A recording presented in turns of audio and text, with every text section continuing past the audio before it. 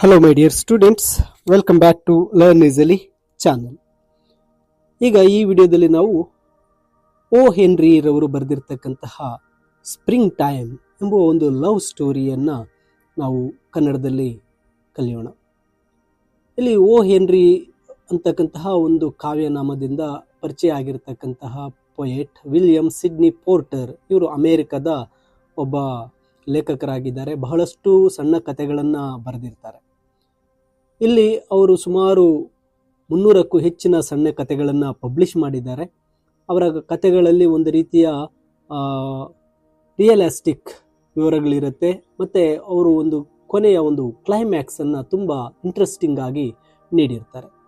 ಈ spring time ಅಂತಕ್ಕಂತಹದ್ದು ಒಂದು ನ್ಯೂಯಾರ್ಕ್ನ ರೆಸ್ಟೋರೆಂಟ್ನಲ್ಲಿ ಟೈಪಿಸ್ಟ್ ಆಗಿ ಕೆಲಸ ಮಾಡತಕ್ಕಂತಹ ಸಾರಾ ಮತ್ತು ಹಳ್ಳಿಯ ಒಬ್ಬ ರೈತನಾಗಿರ್ತಕ್ಕಂತಹ ವಾಲ್ಟರ್ ಫ್ರಾಂಕ್ಲಿನ್, ಇವರಿಬ್ಬರ ನಡುವೆ ನಡೀತಕ್ಕಂತಹ ಒಂದು ಸುಂದರವಾದಂತಹ ಒಂದು ಲವ್ ಸ್ಟೋರಿ ಆಗಿರುತ್ತೆ. ಇಲ್ಲಿ ಸಾರಾ ತುಂಬ ಸುಂದರ ಮತ್ತು ಬುದ್ಧಿವಂತ ಹುಡುಗಿಯಾಗಿರ್ತಾಳೆ. ಅವಳು ಶುಲೆನ್ಬರ್ಗ್ ಹೋಮ್ ರೆಸ್ಟೋರೆಂಟ್ನಲ್ಲಿ ಟೈಪಿಸ್ಟ್ ಆಗಿ ಕೆಲಸ ಮಾಡ್ತಾ ಇರ್ತಾಳೆ.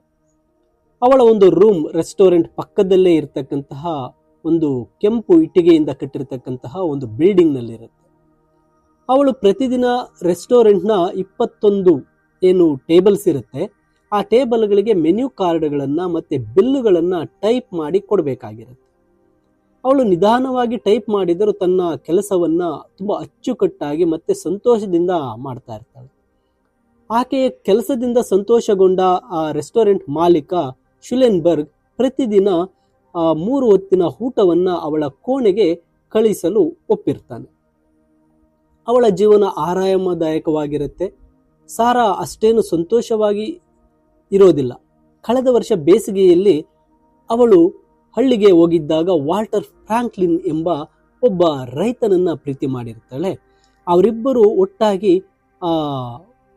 ಒಟ್ಟಾಗಿರ್ತಾರೆ. ಸಾರಾಳ ಒಂದು ಅವಳ ಒಂದು ಕೆಂಚಿನ ಕೂದಲಿಗೆ ಒಂದು ದಂಡೇಲಿಯನ್ ಹೂಗಳ ಕಿರೀಟವನ್ನು ಹಣದಿರ್ತಾನೆ. ವಾಲ್ಟರ್ ಆ ಕಂದು ಕೂದಲಿನಲ್ಲಿ ಹಳದಿ ಹೂಗಳ ಸೌಂದರ್ಯವನ್ನು ನೋಡಿ ಆ ಸಾರಳನ್ನು ಬಹಳಷ್ಟು ಹೊಗಳಿರ್ತಾನೆ. ನಂತರದ ಒಂದು ಸ್ಪ್ರಿಂಗ್ ಟೈಮ್ ಕಾಲದ ಆರಂಭದಲ್ಲೇ ಅವರಿಬ್ಬರು ನಾವು ಮದುವೆ ಆಗೋಣ ಅಂತೇಳಿ ನಿರ್ಧಾರ ಮಾಡಿರ್ತಾರೆ. ಸಾರಾ ನ್ಯೂಯಾರ್ಕ್ಗೆ ಹಿಂತಿರುಗಿ ತನ್ನ ಟೈಪಿಂಗ್ ಕೆಲಸ ಮುಂದುವರಿಸ್ತಾಳೆ. ಒಂದು ಮಧ್ಯಾಹ್ನ ಅವಳು ತುಂಬ ಚಳಿಯಿಂದ ನಡುಗ್ತಾ ಇರಬೇಕಾದ್ರೆ ಒಬ್ಬ ವೇಟರ್ ಬಂದು ಒಂದು ರೀತಿಯ ಕನ್ಫ್ಯೂಷನ್ ಕೈ ಬರಹದಲ್ಲಿರ್ತಕ್ಕಂಥ ಒಂದು ಮೆನ್ಯೂವನ್ನು ಆ ಒಂದು ಸಾರಾಳ ಕೈಗೆ ಕೊಡ್ತಾನೆ. ಆ ಮೆನ್ಯೂನಲ್ಲಿ ಪ್ರತಿದಿನ ಇರೋದಕ್ಕಿಂತ ಹೆಚ್ಚು ಚೇಂಜಸ್ ಆಗಿಬಿಟ್ಟಿರುತ್ತೆ. ಹಣ್ಣುಗಳ ಒಂದು ಲಿಸ್ಟನ್ನು ನೀಡಲಾಗಿರುತ್ತೆ. ಇಲ್ಲಿ ಆ ಟೈಪ್ ಮಾಡುವಾಗ ಆ ಸಾರಾಳಿಗೆ ಈ ಒಂದು ಸ್ಪ್ರಿಂಗ್ ಸೀಸನ್ ಆಗಮನ ನೆನಪಾಗುತ್ತೆ. ವಾಲ್ಟರ್ನ ನೆನಪು ಅವಳ ಮನಸ್ಸಿನಲ್ಲಿ ಮೂಡುತ್ತೆ. ಅವಳ ಕಣ್ಣಲ್ಲಿ ನೀರು ತುಂಬುತ್ತೆ. ವಾಲ್ಟರ್ನಿಂದ 2 ವಾರಗಳಿಂದ ಯಾವುದೇ ರೀತಿ ಪತ್ರ ಬಂದಿರೋದಿಲ್ಲ. ಅವನ ನೆನಪುಗಳು ಅವಳನ್ನು ನಿರಂತರವಾಗಿ ಕಾಡ್ತಾ ಇರುತ್ತೆ. ಹೀಗಿರಬೇಕಾದ್ರೆ ಒಂದು ದಿನ ಆ ಮೆನು ಪಟ್ಟಿನಲ್ಲಿ ದಂಡೇಲಿಯನ್ ವಿತ್ ಎಗ್ಸ್ ಎಂದು ಬರ್ಕೊಂಡು ಬಂದಿರುತ್ತೆ. ಇದನ್ನ ಸಾರಾ ನೋಡ್ತಾಳೆ. ವಾಲ್ಟರ್ ದಂಡೇಲಿಯನ್ ಹೂಗಳಿಂದ ಕಿರೀಟ ಮಾಡಿದ ನೆನಪು ಅವಳನ್ನು ಇನ್ನಷ್ಟು ಒಂದು ರೀತಿ ಡಿಸ್ಟರ್ಬ್ ಮಾಡಿಬಿಡುತ್ತೆ. ಕಣ್ಣುಗಳಲ್ಲಿ ಮತ್ತೆ ನೀರು ತುಂಬುತ್ತೆ. ಆದರೂ ಕಣ್ಣೀರನ್ನು ತಡೆದುಕೊಂಡು ಆ ಮೆನ್ಯೂ ಕಾರ್ಡನ್ನು ಟೈಪ್ ಮಾಡ್ತಾಳೆ ಸಾರಾ.